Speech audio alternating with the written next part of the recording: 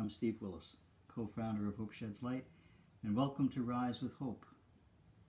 Rise with Hope is our daily way of staying connected to our Hope Sheds Light family by providing a quick 10 to 15 minute live Facebook share of our daily practice of self-care.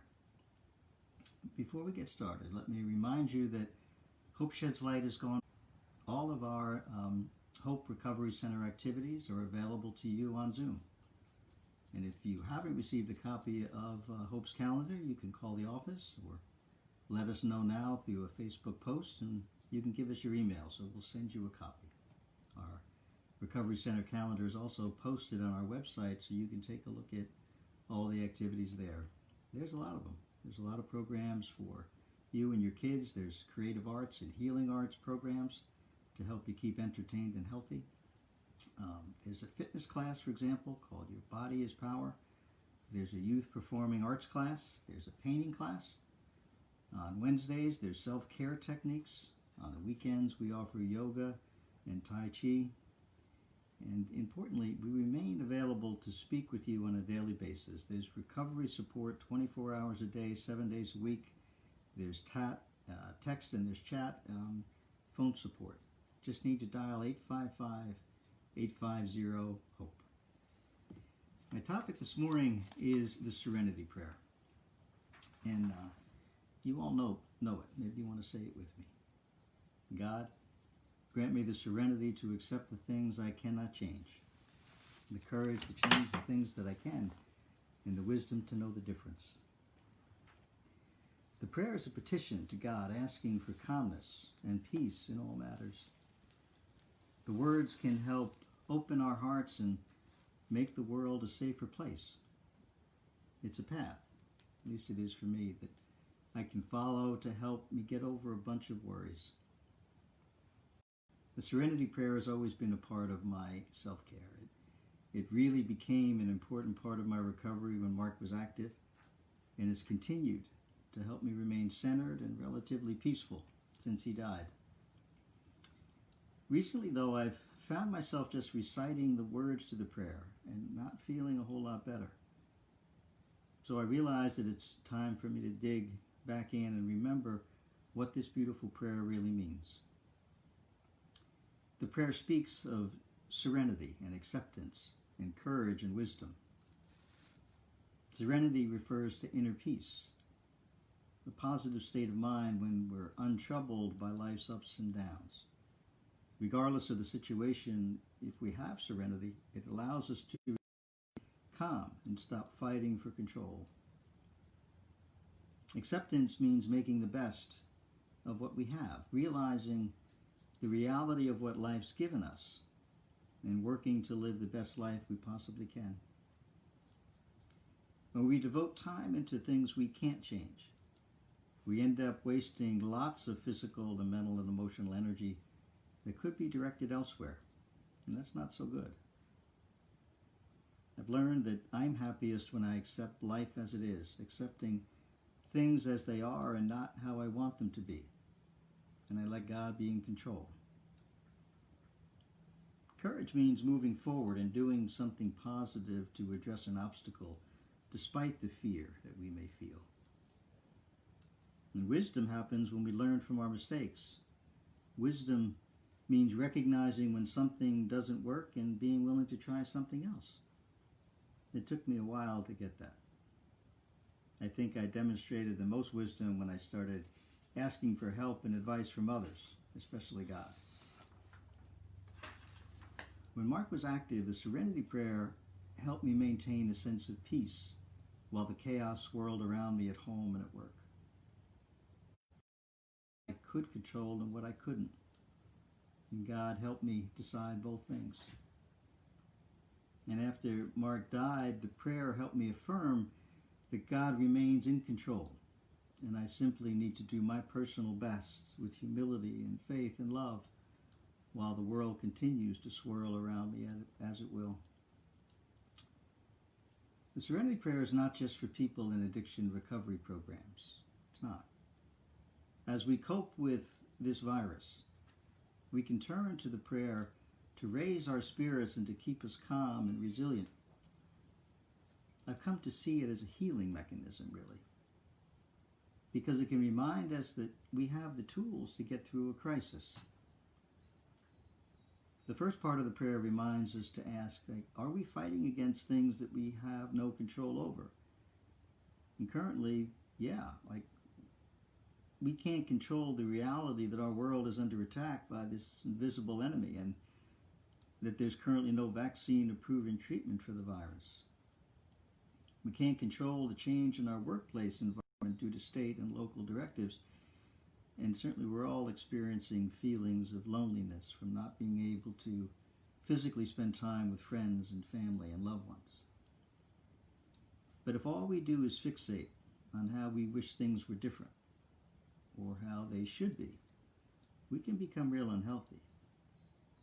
And the prayer helps us realize that it's better and healthier to focus on accepting the things that we can't change and giving it to God for guidance. The second part of the prayer encourages us to look at what we can change. And the answer is always me and you. Even though our environment has changed, we can still control our actions and reactions, right?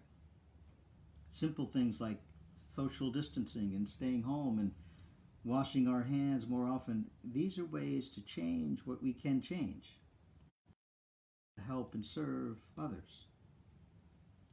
What else? Well, instead of staying stuck emotionally in what we know we can't change, we can connect with people, places, and things that are important to us in order to stay grounded and positive. We can engage together in the virtual stuff we're doing, and the chatting and text and phone support through Hope. You can be part of our family support groups. We'd love that. And we can all set time aside for meditation and walks and reflection. We can focus on positive thoughts and let negative thoughts slip away. The Serenity Prayer encourages us to take loving, courageous actions to change the things that we can, which include our thinking, our feelings, and our behavior. We can take loving actions to spend more quality time with our family, right? We can take more loving care of ourselves. I mean, each morning on Rise with Hope, my beautiful colleagues suggest various things to do. I've learned this past week that we can dance with Pam and eat nourishing things. We can go outside and discover the joys of nature with my dear wife, Denise. And we can pray and listen to uplifting music with Bev. We can find beauty in little things that we do each day with Heather.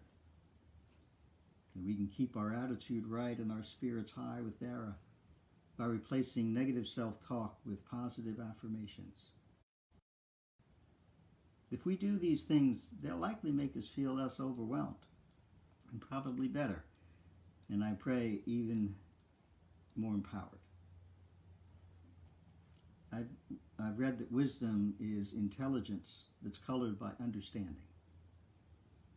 When we recite the Serenity Prayer, we're asking not only for awareness of our experience, but also for the ability to understand all the pieces of the puzzle, the factors affecting our situation, and what we have control over and what we don't.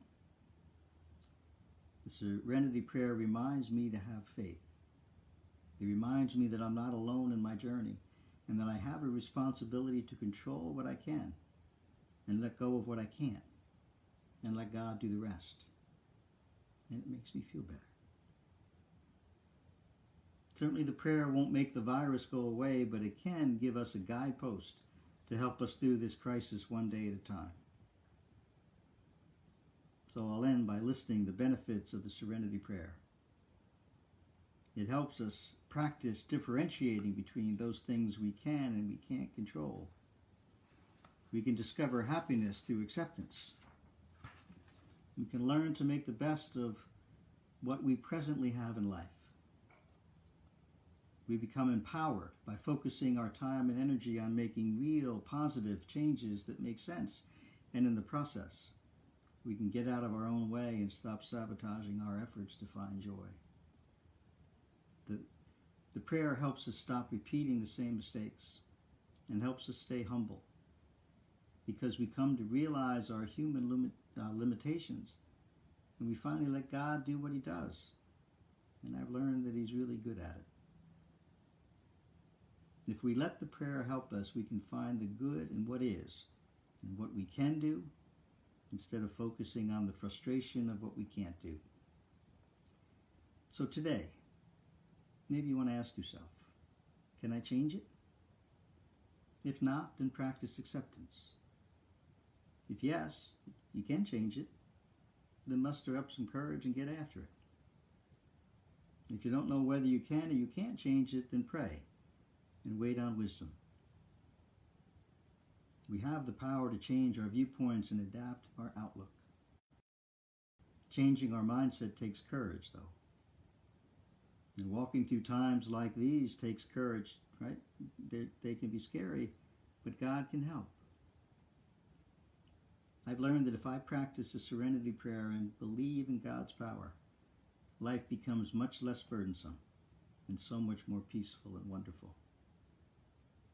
So I pray today that you find serenity and peace. Let's continue to work on it together. It's my blessing to be with you through hope. I appreciate you. And Daryl will be with you tomorrow, and Heather will see you on Saturday, and I'll come back around on Sunday morning. God bless.